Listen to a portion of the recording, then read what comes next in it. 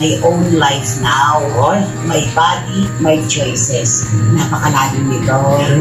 Napakalalim nito. Ito yung wish niya talaga sa sarili noon pa eh. Oo na naman. ngayon ay kinakamasahe. Ngayon pa lang siya nag-e-enjoy. Nagde-desisyon sa sarili niyang desisyon.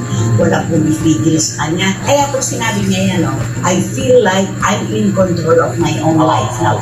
Sarili mong buhay yun. Di ba sabi niya, kapag sinulat mo ang iyong autobiography, ikaw ang susulat ng ibang tao.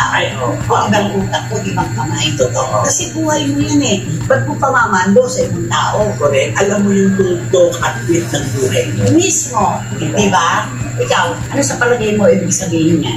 Ay di siyempre alam mo naman, nung panahon na mayroon pa Sila sa baseball, di ba parang nakukontrol siguro. Siguro sa isip-isip niya, sa edad ko nito at sa siguro nagmamature din man yung tao, kaya kailangan ng transyon na labis siguro lang. Ako na ang mag-decision, hindi na pwede mo. Oo. At saka alam mo, may body, may choices. Malalim ito dahil yung bata ang tagal makinimkim ito.